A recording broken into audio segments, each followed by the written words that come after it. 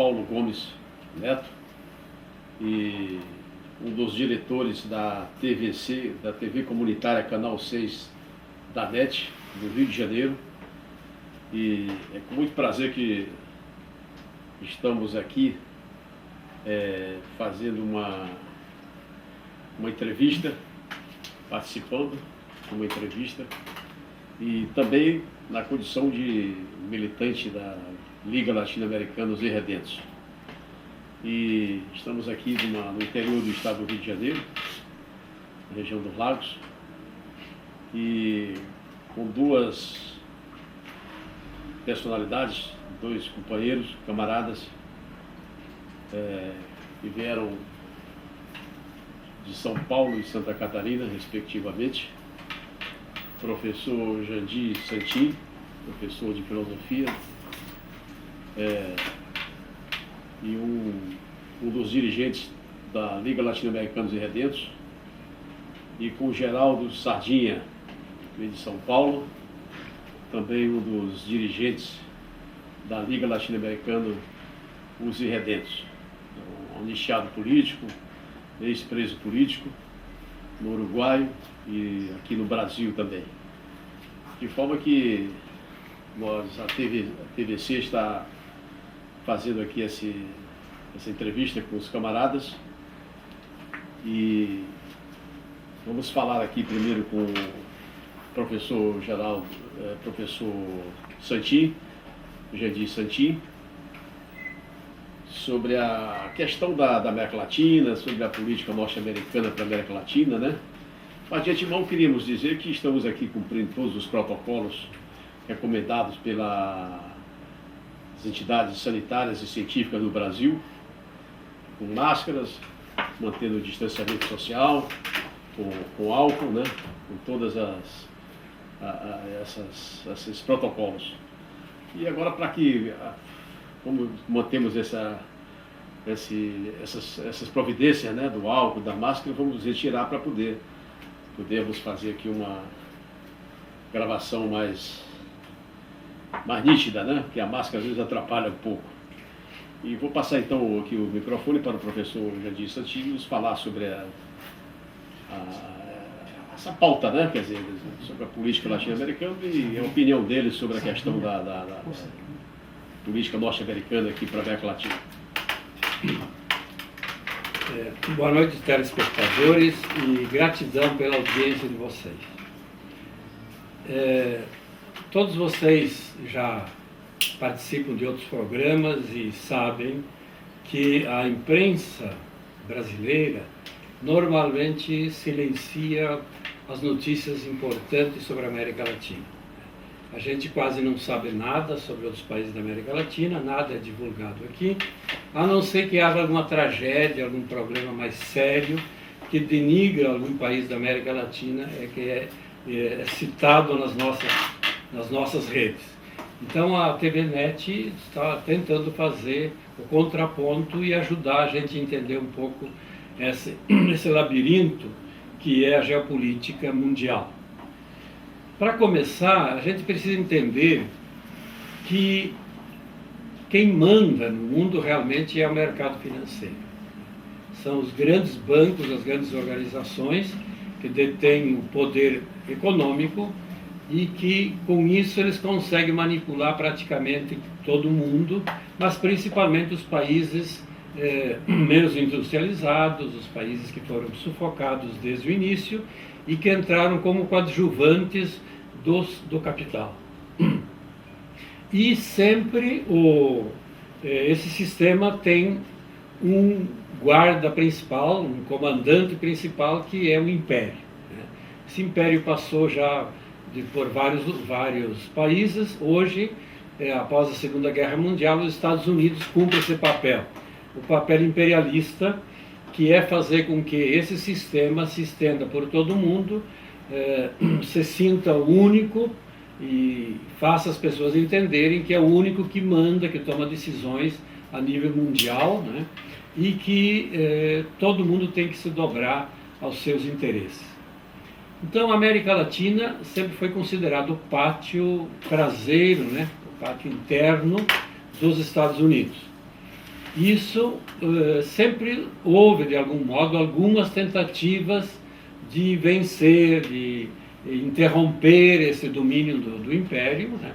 Assim como nós tivemos Cuba, tivemos inúmeras revoltas, inúmeros grupos de guerrilha e tal, assim como outros que pela via democrática pacífica, né, pela via política institucional, tentou romper esses laços. Né?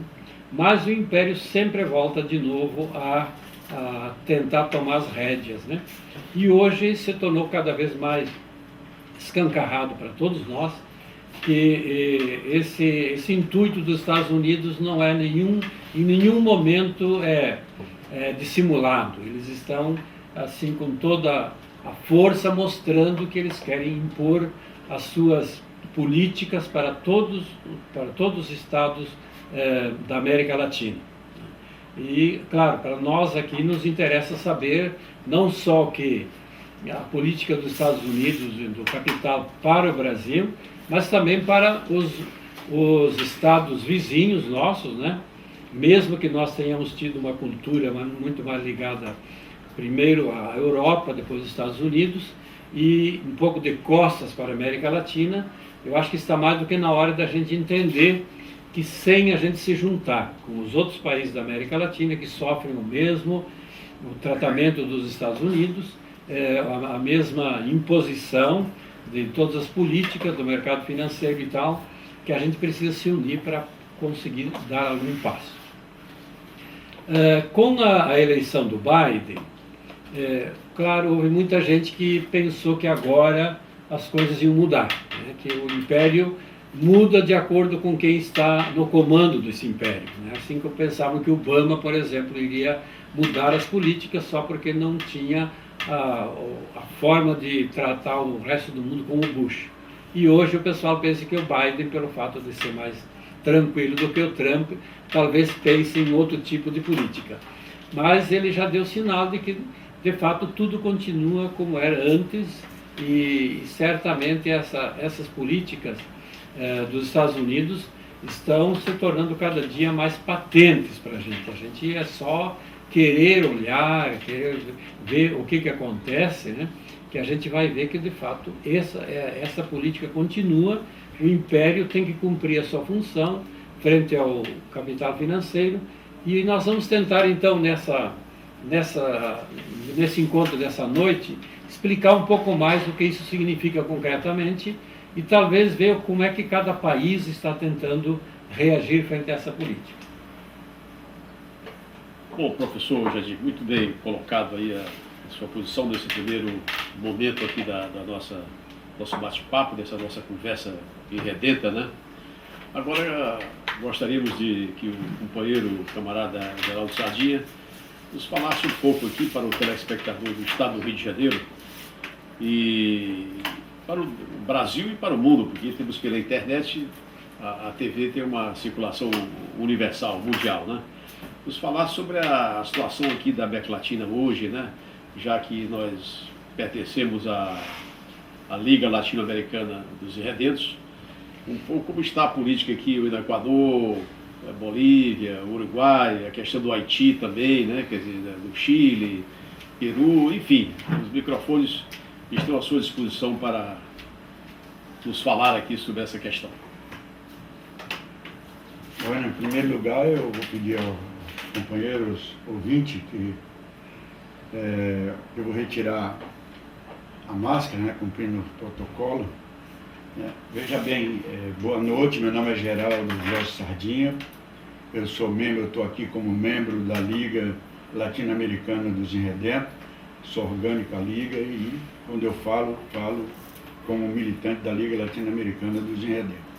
Bom, retomando aqui o que colocou o companheiro aqui, o Jandir, né, a questão da América Latina, eu acho que hoje uma da tarefa principal de todos os movimentos políticos, né, que tem uma visão diferente do conjunto da maioria das esquerdas, né, e que pensa um pouco de forma diferente como travar a luta nesse momento histórico, né, é que, primeiro, para a gente entender o que acontece hoje na América Latina, nós temos que voltar ao passado, voltar à história desse continente, como se deu o processo de invasão aqui, qual foi os países que dominaram isso aqui, né, o que foi praticado pelo o Império, tanto o governo francês da época, português e espanhóis, o que praticaram nesse continente, que foi o verdadeiro massacre,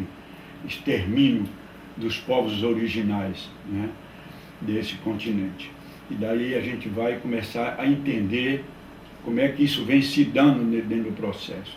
Hoje, a questão da América Latina, como o camarada Jandir colocou, né, é que o Império, né, o Estado-Maior do imperialismo, o Estado-Maior militar do capitalismo no mundo, que é os Estados Unidos da América do Norte, tendo um dos maiores exércitos, né, militar e um poderio bélico imenso, né, é capaz de dominar. E a questão da geopolítica, como joga essa questão da geopolítica ali, né? E para a gente falar do que está acontecendo hoje em cada país da América Latina, nós não podemos fazer uma análise isolada de cada país. Temos que analisar em conjunto o que acontece na Bolívia, o que acontece na Venezuela, o que acontece na Guatemala, o que acontece na Nicarágua, em El Salvador, em Honduras, né? E qual é o papel que tem tido essa mídia corrupta, subordinada aos interesses do Império, né? Que pertence, que é onde tem influência das grandes corporações que hoje operam nesse meio de comunicação, né? Eu acho que eu vou pegar um pouco específico a questão da Venezuela, mas tentando ligar um pouco aí o que acontece. Hoje, a Venezuela, como nós sabemos, né, foi feito um processo depois de um governo neoliberal de direita lá, que assume um governo através de um processo democrático, né, que anteriormente houve uma tentativa de uma insurreição popular liderada por um conjunto de jovens oficiais, né, que estava imbuído das ideias de Simão Bolívar, daqueles libertadores, né, o resgate da geração passada, tentaram romper a dominação do imperialismo naquele país, né. Se deu uma tentativa, eu não digo golpe, porque não foi um golpe que envolveu o movimento popular, entendeu? E fracassou, mas depois o Chávez volta ao governo através de um processo democrático eleitoral, né? E são 22 anos de governo bolivariano, e nesses 22 anos a Venezuela foi o país que realizou mais eleições nesse continente, né? E, no entanto, é um país que nesse momento se encontra bloqueado, né, pelo imperialismo, né? O Maduro é tratado como um ditador, né, quando na realidade não é um ditador. É porque o imperialismo não aceita nesse continente nenhum governo de caráter popular, de caráter, né, que atenda às necessidades do povo e que lute verdadeiramente pelos interesses do país e pelos interesses dos bens e das riquezas naturais dos países. Então, como a gente vê a grande imprensa hoje, ataca diretamente a Venezuela. A Venezuela é uma ditadura, a Venezuela é violência, a Venezuela é um governo terrorista, Cuba é um governo terrorista. Agora, por que só se volta contra a Venezuela, o Império? E por que os países, né, a maioria dos países da América Latina, principalmente agora através do Grupo de Lima, né, encabeçado por esses reacionários vendidos, né, Uruguai, né, secretário-geral da OEA, né, que tanto fez acontecer o que vem acontecendo na Venezuela, a mesma coisa ela aplicou aonde? Na Bolívia, né? Agora, a gente não toma, né, a mídia, né, e esses governos, né, e essa burguesia lacaia de cada país, não vê o que acontece na Colômbia. O que é que acontece na Colômbia? Acontece na Colômbia um governo de direita, um governo narcotráfico, liderado pelo narcotráfico, né? É um Estado que só a cada ano elimina líderes dos movimentos sociais, né? O ano passado foram 300 e poucos companheiros que foram assassinados através do processo de paz. Esse ano, a partir de janeiro até agora, no mês de fevereiro, foram 300 e poucos companheiros já eliminados. A imprensa sapaja não coloca nada. Aí há imigrantes da Venezuela, pessoas que saíram da Venezuela e influenciados por esses governos reacionários que foi patrocinado pelo Império, sai da Venezuela com a promessa de que fosse para Peru, para El Salvador, para Honduras, o Brasil, a Argentina, né, que lá eles iriam encontrar o reino lá. Né. No entanto, o que foi que aconteceu depois da pandemia, e é essa que nós estamos vivendo aí? Foram expulsos desses países, expulsos. A imprensa não fala nada. Quantos regressaram à Venezuela e, depois de ter saído, abandonado seu país, sem capacidade de pensar por que estava acontecendo aquilo ali dentro daquele país, estão voltando à Venezuela? A imprensa não fala nada. E as marchas que saíram o ano passado, em 2020, mais de 20 mil pessoas saíram de Honduras, da Nicarágua, da Guatemala, em marcha, caminhando até o México, atravessando Guatemala até chegar no México. Quantas pessoas saíram? O que aconteceu com essas marchas que foram de Honduras ao México? E lá tiveram que parar na divisa, frente ao muro estabelecido pelo Império, né? Ficaram dias e dias ali. As crianças foram retiradas dos pais, levadas para campo de concentração nos Estados Unidos, né? Os governos não falaram nada, a imprensa nada. Por quê? 2021 acontece outra vez saídas e marchas de pessoas se deslocando para lá para entrar nos Estados Unidos, não conseguem, são barrados, são eliminados. E nesse percurso, tem que se dizer quantas crianças, além de ter sido sequestradas pelo governo americano na época do governo Trump, né, levadas para campo de concentração dentro dos Estados Unidos, retiradas dos pais. Quantos foram sequestrados pelos grupos de narcotraficantes, transformados as crianças jovens em prostitutas, vendidas no mercado negro? Quanto?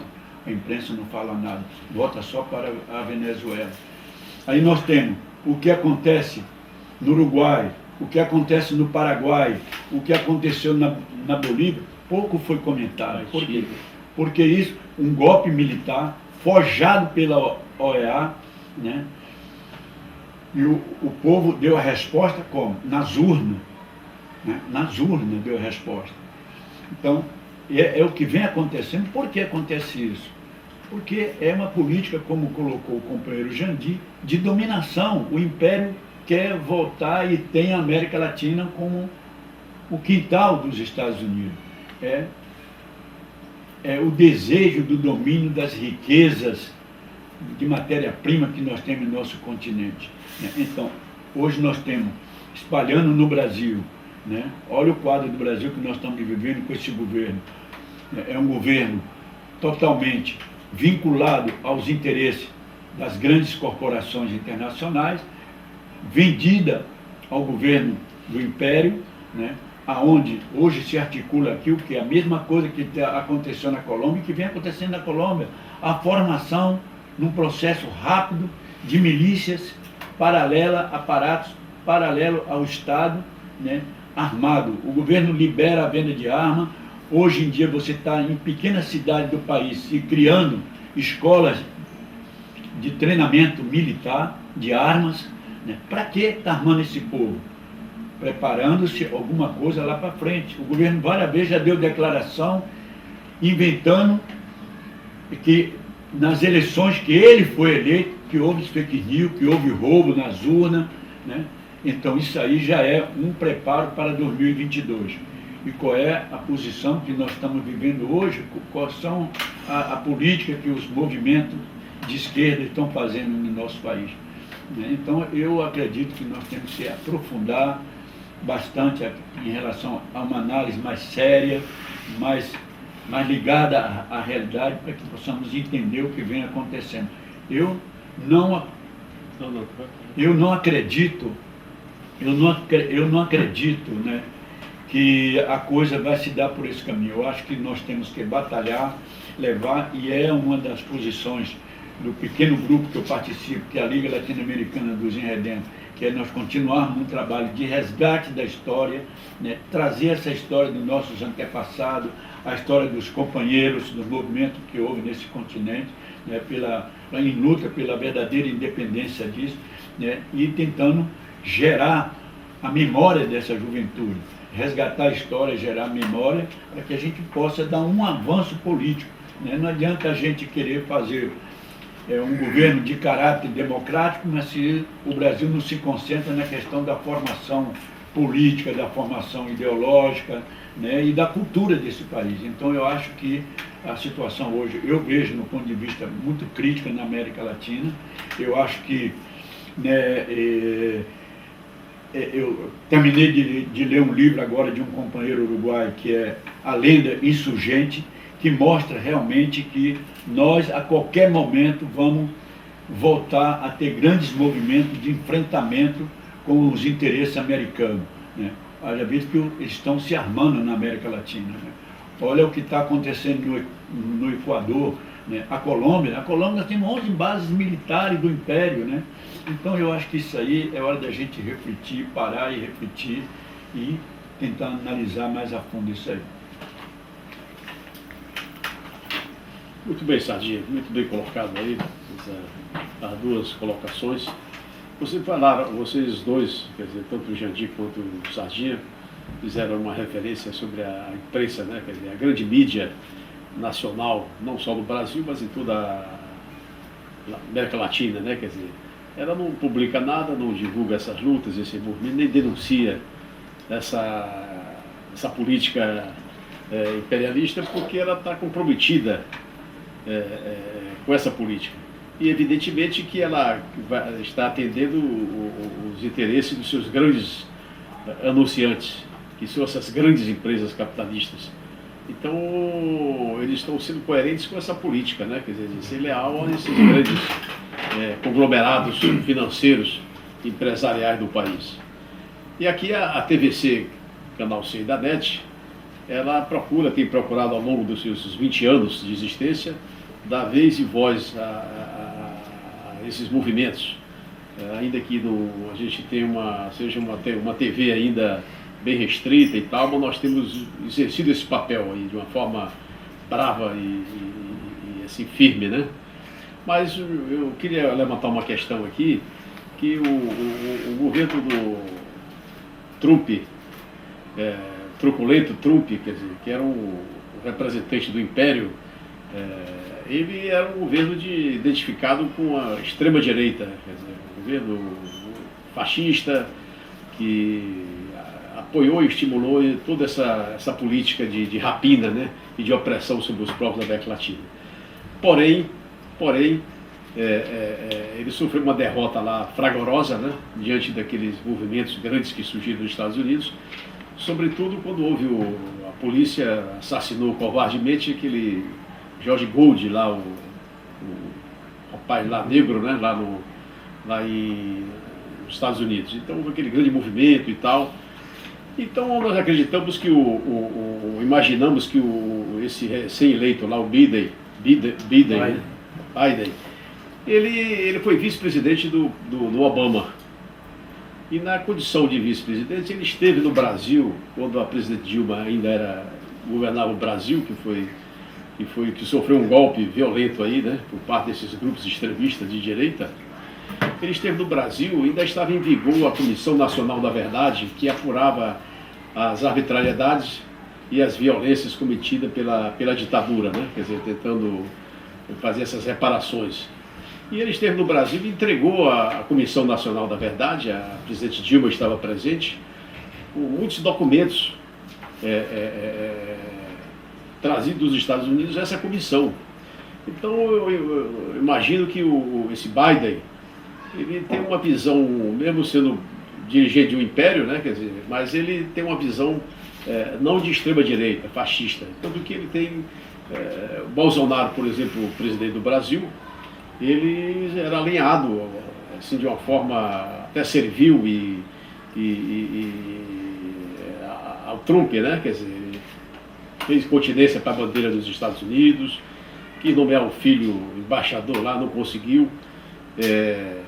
E parece que há uma contradição entre a política do Biden, que é mais preocupado com a questão do meio ambiente, né? Quer dizer, discorda da posição do atual governo brasileiro, e a questão dos direitos humanos mesmo, né? Porque esse governo atual é um governo genocida, né? Quer dizer, um governo, no momento que vivemos uma pandemia violenta, em que milhares e milhares de brasileiros estão morrendo, ele está mais preocupado com armas do que com a vacina. Quer dizer, a gente vê que a política desse governo é realmente de crueldade, né? Quer dizer, então eu imagino que haja uma pequena contradição na política do imperialismo para a América Latina. O Trump aprofundou, recrudesceu a política contra Cuba nos Estados Unidos e contra a Venezuela. Eu sei que o Império tem uma política a conduzir, tem interesses financeiros grandes, e ele representa isso. Mas é sobre essa contradição que eu gostaria de ouvir a opinião aí dos dois camaradas, se isso não pode significar uma contradição dentro do imperialismo. Quer dizer, aqui no Brasil temos um governo de extrema direita, ele lá não se enquadra nessa política, né? Quer dizer, genocida. Ao contrário, em questão da pandemia nos Estados Unidos, ele já tomou uma série de medidas que contrariou o anterior. Eu queria ouvi-los sobre isso. Bom, claro que a história não necessariamente é lógica, né? Sempre existem surpresas e mudanças que às vezes não serão esperadas. Com o Biden a gente pode esperar, por exemplo, claro, um cuidado maior com a questão do meio ambiente. Basta ver que ele assinou o protocolo já de Paris e tal, e também já mandou para o governo brasileiro uma série de reclamações a respeito de como o Brasil, como governo, está tratando o meio ambiente. Então, talvez nesse ponto, e parece que há já uma certa tentativa de resposta do Brasil, através do vice-presidente Mourão, que está assumindo um pouco esse setor, né, da questão do meio ambiente e tal, e que haja alguma contradição realmente com o nosso governo, e que isso ajude a manter um pouco mais a questão do meio ambiente. A gente sabe que o meio ambiente muitas vezes pode ser cuidado não por amor ao meio ambiente, mas por amor ao que ele pode dar, né? Que é o dinheiro. Se você cuidar do meio ambiente, você ganha mais, inclusive a médio e longo prazo. Então é uma medida inteligente a gente cuidar do meio ambiente, né? Tanto para a esquerda como para a direita, né? Então eu acho que alguma contradição nesse ponto deve haver, e talvez isso ajude a que a questão do meio ambiente comece a ser tratada de um modo um pouco melhor, porque de fato nos últimos anos foi um desastre total, principalmente no ano passado, né? A questão do Pantanal e a questão da Amazônia. Na questão dos direitos humanos, é um tema interessante, mas é um tema muito vago, né? Porque afinal, por que os direitos humanos, porque na Colômbia não são cuidados para nada, se mata à torta e à direita todos os dias, eu vi hoje ainda uma estatística, as Forças Armadas matam pelo menos cada 2 dias, né? Então, e por que lá não vale, né? Então aí a gente tem que entender a diferença. E esses dias um venezuelano que eu encontrei, motorista de Uber, ele me disse qual é a diferença entre Venezuela e Colômbia para os Estados Unidos.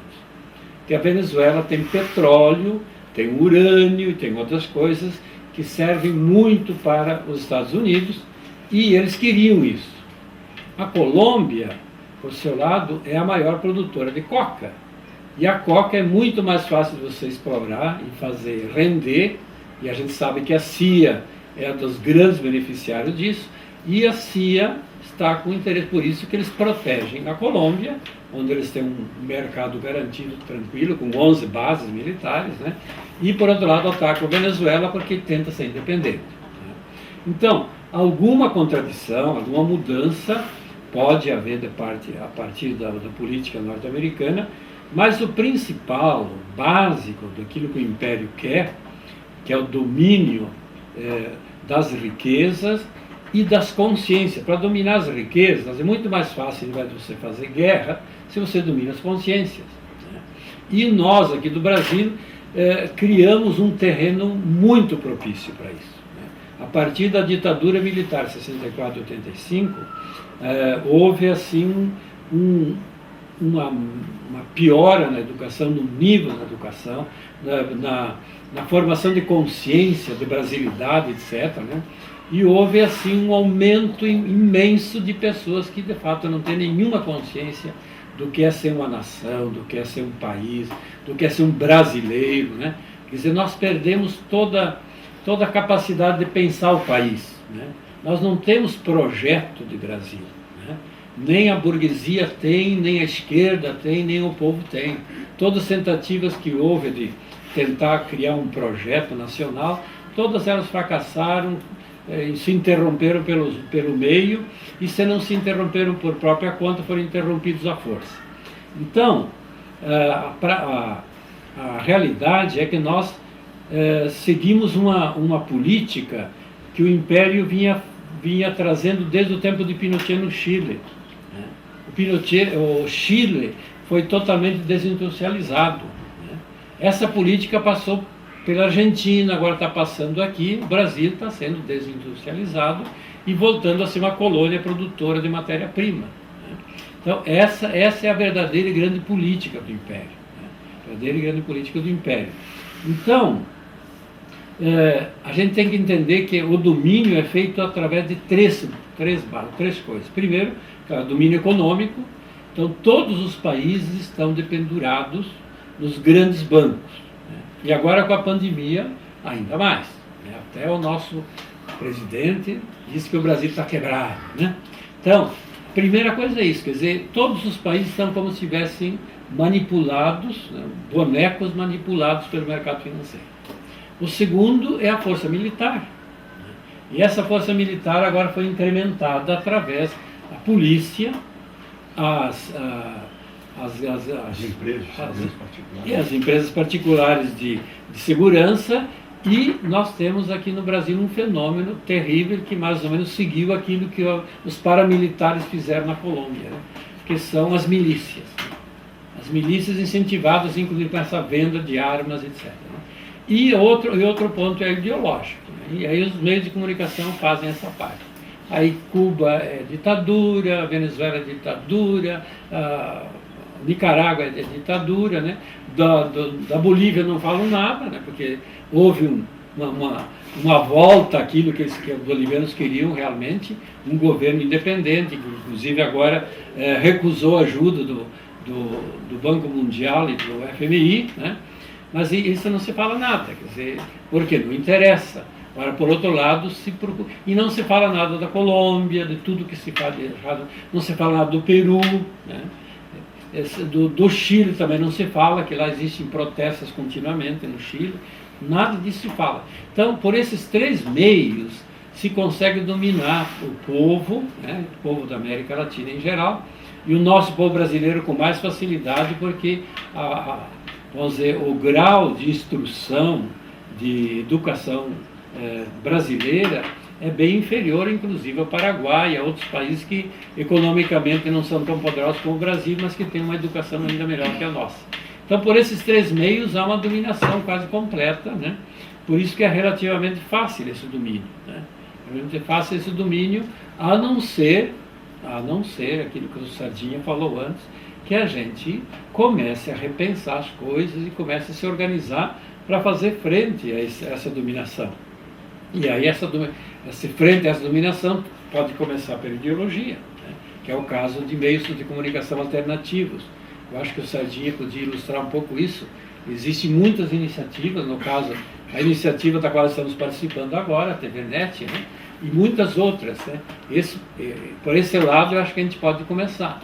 Depois, é preciso um outro tipo de economia, né? Que a gente sabe criar uma economia circular, como você fala, de economia solidária e tal, em que os pobres consigam se organizar fora desse grande macroeconomia, né? E criar outros modos de formação. E a outra parte, que é a questão militar, a questão da força e tal, isso já é uma questão para mais adiante, né? Se repensar, como é que você vai fazer frente a essa grande força. Então eu pediria ao Sardinha que nos falasse um pouco sobre esses meios alternativos, que eu acho que pode ser um bom caminho para todos nós. Perfeito. Bem, companheiro, só de falar um pouco sobre isso que o camarada Jandir colocou, eu vou retomar lá o começo do companheiro Paulo, né, camarada Paulo, é que o atual presidente dos Estados Unidos trabalhou no governo Obama. Você foi vice-presidente da República. Secretário, né? Também.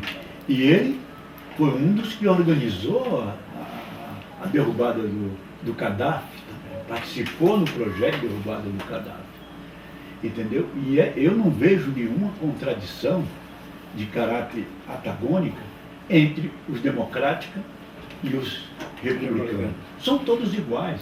Só que um é o tom, como o Bolsonaro no Brasil, São Grossão. Qual é a diferença ideologicamente e os objetivos estratégicos? Onde tem diferença entre Bolsonaro e Mourão? Nenhuma. A única diferença política, estratégica, ideológica não existe. Existe nem comportamento. Bolsonaro é um cara bruto, ignorante, que ele descobriu uma forma de se dirigir às massas mais atrasadas politicamente. Olha, quem leu aqui, os camaradas devem ter lido o livro do Goethe, aquele escritor alemão, em Fausto, ele cita que a maior tragédia é a massa ignorante. É a massa ignorante. Um povo que não tem ignorância, política, é a coisa mais difícil para você transformar. Então, eu acho que não existe. Lógico que esse governo é democrata, e ele vai ser suave, né, defender direitos humanos, mas não maneira, porque como ele vai defender os direitos humanos, como é que ele vai defender a ecologia? Para defender a ecologia, ele teria que atacar as empresas deles lá dentro, as multinacionais, como a Monsanto, como outras, que operam fora do país. E é elas que fazem mais estragos. O que é que a Monsanto está fazendo na Guatemala? O que é que a Monsanto está fazendo na Colômbia? O que é que a Monsanto está fazendo no México, que o governo lá está enfrentando? São os maiores estragadores do meio ambiente, são as multinacionais, e que dá suporte aos destruidores internos do país. Então isso é uma demagogia pura, mas os objetivos estratégicos é o mesmo, entendeu? Vai mudar um pouco a maneira de operar. Que moral tem os Estados Unidos de querer defender os direitos humanos quando é um país que ainda tem pena de morte? Quantos presos tem nos Estados Unidos? Quem domina, a teoria que surge agora aí, que está na moda aí, se articulando aí, que é a privatização de forças armadas. Onde já se viu que num Estado que se intitula democrático, possa existir empresas de mercenário, aberta, legalizada, onde você aluga, estabelece acordos comerciais de mandar mercenário para outro país com a cobertura desse Estado. Imagina você se amanhã o Maduro for deixar na Venezuela uma empresa que recruta gente para derrubar o governo do Brasil. Ora, não tem, vem com essa piada, isso é uma piada, entendeu? Então eu acho que não existe forma. Eu acho que a única forma, eu não vejo também, camarada, condições de nenhum país da América Latina se conseguir a sua segunda independência, e o Brasil a primeira, porque primeiro a gente tem que ver que o Brasil nunca... Como foi o movimento de independência desse país? Não houve independência aqui. Hoje nós estávamos conversando ali, batendo papo, fora daqui, não houve. Qual é a história do Brasil? O que é que está acontecendo no Haiti, companheiros? O Haiti está com 3 meses com processo insurrecional, onde se mata todo dia, né? Chega a me arrepiar, porque no Haiti parece que o povo haitiano está pagando pela ousadia histórica que teve lá atrás de se transformar no primeiro país independente. E além de se independizar primeiro, ajudou a Simão Bolívar em sua luta, né? Mandou os negros assumir o compromisso com Simão Bolívar. Olha, ajude que você... A primeira coisa é libertar os escravos. O Haiti está pagando esse preço até hoje. E que moral tem esses países europeus descarados, entendeu? Que vieram para aqui, que fizeram miséria, O que foi que eles fizeram com os índios aqui, o que foi que eles fizeram com a cultura dos Incas, né? Quem quiser pode ter um livro muito bem que eu indico para alguns companheiros que deve ler, que é um livro do Jorge Abelardo Ramos, né? Que é a história da pátria latino-americana. O massacre é um crime de lesa humanidade. Então esses europeus sem vergonha vêm aqui querer impor respeito aos direitos humanos. O que é que eles fazem com os imigrantes quando chega lá? Né? O que foi que a França fez há 4 anos atrás com aquele paísinho africano lá? Bombardeou, massacrou, entendeu? Agora vem querer dar lição de moral para a gente. Não, eu acho que nós temos que se rebelar, eu acho que o povo tem que tomar consciência e saber que só vamos conseguir a nossa independência com a unificação e com o resgate da história da pátria grande. Ou um processo que se prepare a longo prazo, não vai ser nem para mim, nem para os camaradas, isso aí vai ser para um processo. E eu acho que só para fechar, retomar um pouco que o camarada Jandir colocou, e um camarada do jornal, diretor do jornal Resumo Latino-Americano, Carlos Arnaldo, que é um dos grandes jornalistas, colocou para nós aqui no Brasil: olha, camarada, nós temos que procurar proliferar, socializar esse tipo de comunicação que nós estamos fazendo. Somos pequenos, somos uma formiguinha, mas nós estamos cumprindo uma tarefa, que é de resgatar a história do nosso continente e contribuir para que surja nesse nosso país e em outros países organizações que tenham projeto, né, e que prepare essa juventude, compartilhando com ela, né, para que um dia surja um movimento verdadeiramente revolucionário com um projeto de independência para toda a América Latina. E eu acredito o seguinte: existem documentos aí que foi da nossa geração, de alguns movimentos, que já lá atrás alguns companheiros elaboravam, que é: nós temos uma tarefa hoje nós não podemos partir para um confronto, como colocou o camarada Jandir, mas nós temos muitas coisas que podemos fazer, é ir tentando criar o novo dentro do velho. O que é criar o novo dentro do velho? É criar novas formas de convivência nessa sociedade podre, né? Resgatando também as palavras do comandante Che, construção do homem novo e a mulher nova. Para ser verdadeiramente revolucionário, camarada, nós temos que mudar nós também. Nós precisamos mudar, como disse o Mário Benedetti, pegar essas duas coisinhas aqui, ó, e virar ao avesso. E se colocar se nós realmente temos capacidade. O Frei Beto disse uma coisa correta lá atrás, né, eu tenho comentado com o Jandir. Não foi a ideologia socialista que fracassou, camarada. Não foi a ideologia comunista que fracassou. Nós não tivemos a altura naquele momento histórico de ser um verdadeiro comunista, um verdadeiro socialista. Como não somos até hoje, temos que aprender no dia a dia. Tá? Então eu queria deixar isso aí e vamos continuar, estamos aqui. Muito bem, eu acho que vocês colocaram muito bem a questão. Agora, eu queria retomar esse assunto da seguinte forma: eu acho que há 3 questões importantes hoje aqui no Brasil e na América Latina. Primeiro, a questão nacional, a questão da democracia e a questão social. Certo, você tem razão, quer dizer, o Biden foi vice-presidente do Obama, e o Obama estava no Brasil na época, quando autorizou a invasão da Líbia. Dentro do Itamaraty. Dentro do Itamaraty, de Sadia, e consequentemente o assassinato do Gaddafi. Quer dizer, e assim vem essa política. Agora, o que eu vejo é que dentro dessa questão a política, ela é dinâmica, ela é dialética, as coisas vão mudando, como as nuvens, né? Quer dizer, que estão mudando toda hora, de repente muda tudo, né? Quer dizer, está no sol, de repente vem uma chuva.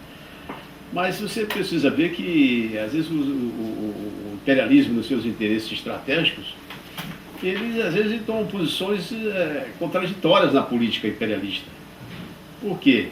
Houve um caso, por exemplo, quando o Carter assumiu a presidência dos Estados Unidos, ele desarticulou o apoio a essas ditaduras militares fascistas reacionárias aqui na América Latina, né? Sobretudo aqui no Brasil.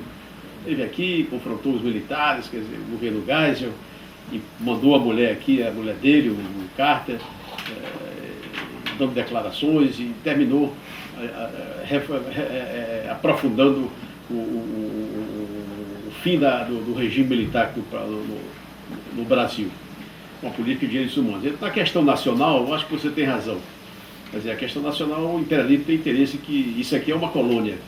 Foi uma antiga colônia de exploração dos portugueses e dos europeus. Quer dizer, portugueses, Europa, né? Portugueses, europeus e Inglaterra, né? E depois dos Estados Unidos. Quer dizer, é uma colônia. Então, do ponto de vista nacional, há o interesse de manter isso aqui uma colônia. É correto. Do ponto de vista social, eu concordo também que há o interesse de... Não há grande discordância de manter o povo na fome, na miséria e na desgraça.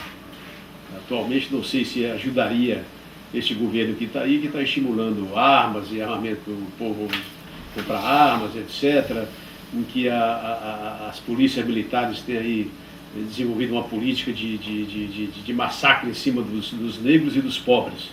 Os presídios brasileiros estão cheios de jovens de 20, 25 anos, e na periferia das grandes cidades, quem está sendo atacado são os pobres. Então, na questão social, eu acredito que não haja contradições realmente, nem na questão nacional. Mas na questão da democracia, estrategicamente, em determinado momento, não há interesse que haja um governo de ditadura, não haja um governo de massacre, de destruição das comunidades ribeirinhas, dos índios, o desmatamento da Amazônia, ataque aos negros, questão mesmo das condições sociais em que vive a população pobre e trabalhadora do Brasil. Então, a questão social e nacional, sim, eu concordo. Agora, na questão da democracia, há interesse em determinados momentos que não haja. Eu acho que há uma diferença entre o Biden e o Trump. O Trump era um truculento, e a diferença entre ele e Biden, porque ele era um homem muito rico, um grande capitalista, um homem que detentor de grandes negócios imobiliários, não só nos Estados Unidos, como no mundo inteiro. Europa, até no Brasil tem um hotel aqui de Trump, né? Conglomerados imobiliários e hoteleiros. Então, e este não, é um senador, um homem que é uma vida de tragédias e tal, e que eu acho que ele foi eleito dentro dessa bandeira lá do movimento dos negros, do povo lá rebelado contra essa política truculenta do Trump, né? Mas eu concordo com você, é verdade, porque no último debate nos Estados Unidos, na eleição presidencial, eu acompanhei pela televisão e me recordo que quando o repórter abordou a questão da Coreia do Norte, o Biden criticou o Trump dizendo o seguinte: você dialogou com aquele marginal lá da Coreia do Norte. Então você vê que uma forma como ele se dirigiu a um país lá que está sendo massacrado, bloqueado e que luta pela sua soberania nacional. E então há um interesse assim de dominação, porque é um império, né? Mas na questão da democracia eu acredito que há uma contradição.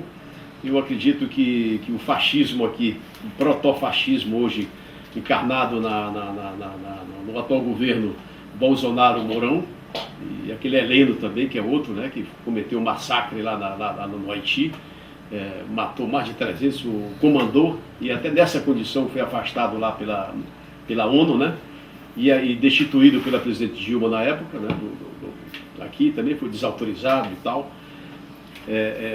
Então, dentro desse pensamento, é que eu acho que na questão social e na questão nacional, sim, o Império não tem diálogo, né? Vai manter essa política. Mas na questão da democracia eles podem ter, dialeticamente, dinamicamente, uma contradiçãozinha no sentido de apoiar, entendeu, este governo atual que vivemos no país. Mas vamos voltar então à América Latina aqui. Gostaria de dar continuidade a esse tema e depois ouvir aí, saber como é que está a questão do Equador, por exemplo, lá que vai ter o segundo turno agora. Tem lá um índio que estava lá disputando, tem lá um outro representado lá pelo candidato do Correia, né? E é uma questão que interessa muito para nós aqui, a política lá do Equador, que nós estamos atentos e acompanhando o desenrolar de todo esse processo aqui na América Latina, né? Quer dizer, o Chile também, rebelado, Bolívia tomando posições lá democráticas, a Argentina conseguiu lá eleger um governo progressista, né? Quer dizer, que também está em contradição com este governo aqui, né? Do Brasil.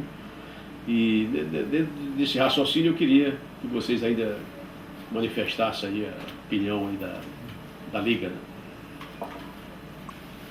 Eu concordo com o camarada Paulo que ele colocou, só que, do meu ponto de vista, ainda há uma contradição.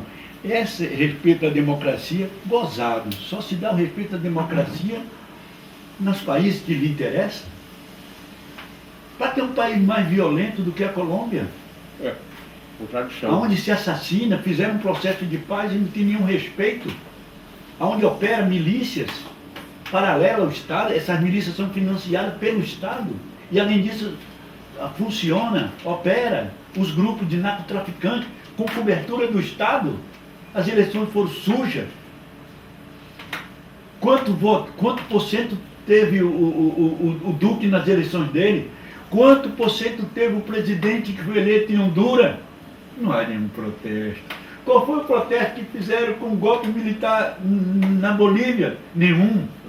Quer dizer que a democracia só é aquela que interessa ao império. Sim, na época do Trump, isso. Não, na época do Trump, mas que a posição do governo agora, americano atual, democrata, que respeita a democracia, é a mesma, camarada, é a mesma.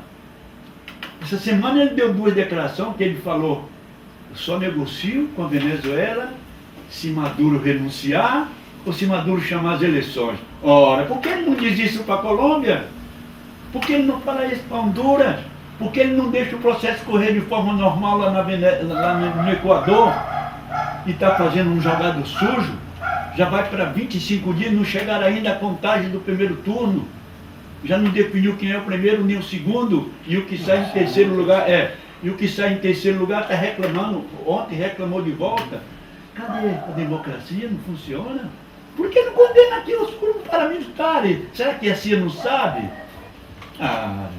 Então isso é confuso. Eu só queria aproveitar para fechar, né, e dizer que eu quero deixar aqui para os companheiros ouvintes, né, que nós temos um canal no YouTube, também abrimos um novo canal Cine Clube, comandante Andrezito Artiga. Andrezito Artiga foi um comandante guerrilheiro dos índios guaranis, né, que lutou contra as tropas portuguesas, espanholas, lá no sul do país, e que chegou a ser governador da província de Correntes, mas lutou no território brasileiro, enfrentou as tropas portuguesas e as tropas espanholas que se juntaram para destruir a banda oriental de José Artiga. Tá? E o nosso canal chama Canal Irredento, em YouTube. Lá temos o canal normal, onde um processo de resgate da história, que estamos entrevistando todos os velhos camaradas da luta revolucionária no continente a partir da década de 50, né? E temos o Cine Clube, onde a gente artiga.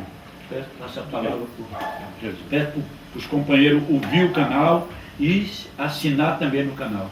Muito bem. Eu vou entrar na questão da democracia. A minha tese é que não existe democracia quando existe sociedade de classes, que sempre vai estar governada pelo dinheiro. Então, verdadeira democracia de fato não existe, não vai existir, e a democracia representativa está em crise no mundo todo, né? Cada vez há menos gente participando das eleições, há mais notícias e acusações de corrupção, etc., né? Então, frente a isso, a gente poderia trabalhar como? Um outro tipo de democracia.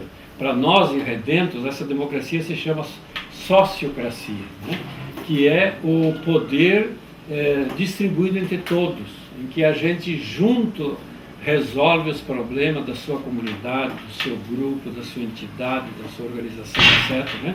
Em que a gente empodera todas as pessoas que participam, elas se tornam com poderes, empoderadas pelo saber, pelo conhecimento e pela necessidade de colocar a sua opinião, o seu ponto de vista e assim aprender junto. Então, a gente precisa realmente de um outro tipo de democracia e a sociocracia seria um pouco esse método, né? E esse método que vai se dar primeiro em grupos menores, é claro, organizações menores, e que depois isso pode se tornar uma coisa mais ou menos institucionalizada para grupos maiores, com outro tipo de representação, que não os partidos, né? Eu defendo que partido de esquerda que se valoriza não participa de eleições, né? Porque de fato o sistema eleitoral é um sistema totalmente corrupto, totalmente desviado das suas características e não leva realmente à participação do povo. Então, para nós, em Redentos, a democracia representativa é uma farsa, e cada vez se vê mais isso na prática, né? Em todos os países isso está acontecendo, né? E a gente então vai por um outro tipo de democracia chamada sociocracia. Nesse sentido, eu queria dizer que os sinais de esperança no meio desse mundão escuro que a gente está divisando aí, eu acho que andam por aí. São essas pequenas experiências de grupos de permacultura, grupos ligados a pequenas organizações de bairro, de interior, gente que começa a cultivar junto, que começa a renegar os agrotóxicos, que começa a criar comidas diferentes e principalmente um novo poder, que é esse poder popular, baseado num modo de se organizar de modo diferente, inclusive na economia. Não uma economia de extorsão, de juros, etc., mas uma economia de colaboração. Bom, retomando esse assunto aí, é o seguinte: na verdade, não é quando eu falo a questão da democracia, não é a questão de democracia como o fim de um governo da democracia, mas é uma questão de pontos de liberdades democráticas. Essas liberdades elas têm uma validade, porque na ditadura militar, por exemplo, nós não podíamos estar reunidos aqui, falando abertamente, num canal de TV fechado, né? Quer dizer, seríamos todos presos, nem poderíamos falar. Então não é a democracia como governo, enfim, quer dizer, no sentido de liberdades democráticas, né? Como que te dá uma liberdade de ação para você organizar, você lutar. Porque, na verdade, é uma velha discussão no campo da esquerda, né? Que é o seguinte: a nossa luta aqui, eu penso que ela tem um caráter de libertação nacional. O inimigo principal é o imperialismo. Então, pau nele nesse imperialismo. E a luta é pelo socialismo, que é o nosso objetivo maior, o socialismo revolucionário, né? Quer dizer, e que temos muitas afinidades com Cuba, lá com a Venezuela, Coreia do Norte também tem desenvolvido uma política em defesa lá de condições dignas ao seu povo, né? Então não há grandes discordâncias nossas aqui, eu acho que temos realmente pontos de vista comuns, apenas eu queria registrar isso. Mas finalizando aqui a nossa entrevista, porque já o cinegrafista aqui, nosso amigo Edmilson, e queremos cumprimentá-lo aqui por estar fazendo essa entrevista, né? Na retaguarda ali, né? Vamos agora ver as considerações finais aqui dos camaradas para o público e o telespectador da TV comunitária Canal 6 da NET. Bem, telespectadores, o que eu posso dizer hoje é o seguinte: bom, o panorama parece muito difícil e a história passou por muito desses passos, né? E então a gente sabe que depois de uma época de uma certa abertura, de uma certa melhora econômica, sempre parece que voltam esses momentos mais sombrios.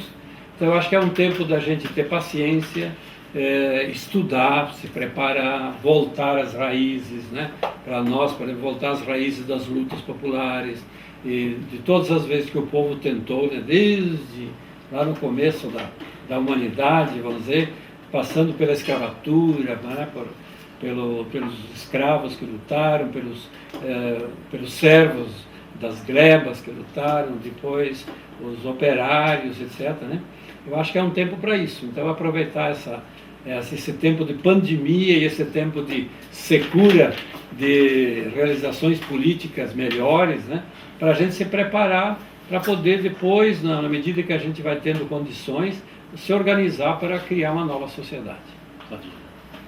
Bueno, em primeiro lugar, eu queria agradecer ao companheiro Paulo pela oportunidade, né, cedida aí à Liga Latino-Americana dos Redentos, ele também é membro, né, pela essa oportunidade de nós estarmos aqui hoje podendo expressar. Queria agradecer também ao público, né, e dizer que nós estamos juntos nessa luta, né? E que, como nós afirmamos, unidade, luta e vitória. Vitória, luta e unidade. Sem essas três coisas estão ligadas intrinsecamente, dialeticamente, a gente marcha nisso. E fechar com um forte abraço revolucionário, militante a todos, né? E dizer a consigna da Liga Latino-Americana dos Irredentos, que é amar, lutar e transformar.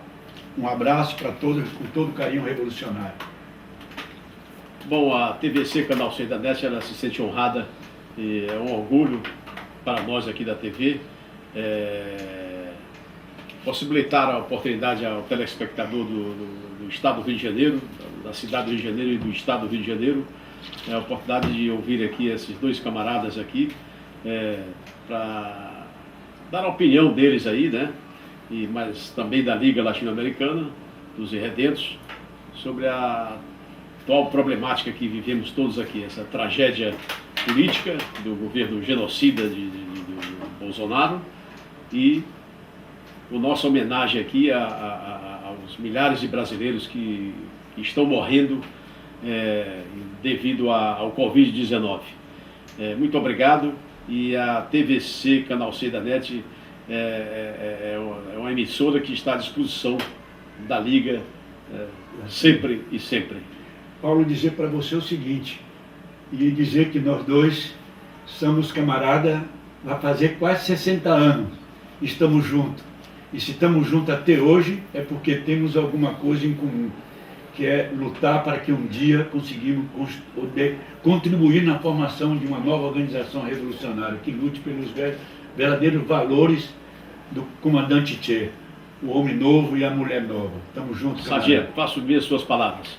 Gostaríamos de fechar essa entrevista, essa conversa aqui com os camaradas Geraldo Sardinha e o professor Jandir Santin, e com enorme alegria, com enorme prazer, com grande honra, homenagearmos ao camarada Rafael Martinelli, que faleceu há um ano atrás em São Paulo, que foi um dos fundadores da Liga Latino-Americana dos Irredentos, e foi um velho lutador na luta dos ferroviários, como dirigente nacional da Confederação Nacional dos Ferroviários antes de 64, foi membro do partido e um dos fundadores da Ação Libertadora Nacional, ALN, junto com Carlos Marighella, Joaquim Câmara Ferreira. Uma organização a que, com muita honra, eu pertenci e militamos nessa organização que foi uma das que comandou a luta armada corretamente e fervorosamente contra o governo militar ligado ao imperialismo norte-americano. Então, nessa homenagem, queríamos ouvir aqui o professor Jandir e o Geraldo Sardinha para homenagear esse grande camarada Rafael Martinelli. Camarada Martinelli, um grande capitão, a gente quer, eu queria aqui dizer da grande força que eu encontrei em você, tanto assim que depois que nos conhecemos em 2014, nenhuma vez eu vim a São Paulo sem que eu fosse vê-lo para estar com você e aprender muitas coisas. E você sempre manifestou a ideia de morar em Chapecó, que sempre gostou de ir para lá. E eu quero dizer a você que você está em Chapecó, que você está lá acompanhando a gente nas lutas que a gente faz, na questão da permacultura, na questão da formação de gente, na formação de quadros, e que você pode estar tranquilo que você está realmente conosco em Chapecó. Velho camarada do meu coração, com quem eu tive o prazer de compartilhar uma boa parte da minha militância, depois de 2013, no Fórum Político de São Paulo, depois junto na construção da Liga Latino-Americana. Né? Muitas coisas aconteceram entre nós durante a militância. Né? Estamos aqui, como o Jandir, o Paulo colocou, resgatando o teu legado, trabalhando, militando na perspectiva de também construir o teu sonho, que era construir uma cooperativa, construir um espaço para a Liga Latino-Americana dos Irredentos, e apostando na juventude, apostando na formação de quadros, apostamos na contribuição do resgate da história, na contribuição de que um dia surja uma organização de novo tipo nesse país. para levar à frente o movimento revolucionário de libertação nacional. Camarada, eu sei que você era filosoficamente espírita e você acredita nisso. Eu respeito, mas digo que aonde você estiver, a partir da tua opção religiosa, da tua opção filosófica, eu sei que você está junto com a gente aqui e em qualquer lugar, e sempre estará junto em toda a minha militância revolucionária. Um abraço, um beijo e todo carinho. Bom, Rafael Martinelli, que foi um grande lutador do povo, desde a sua juventude em São Paulo até o seu último dia de vida, com 97 anos de idade. Rafael Martinelli, presente Presente. agora e sempre.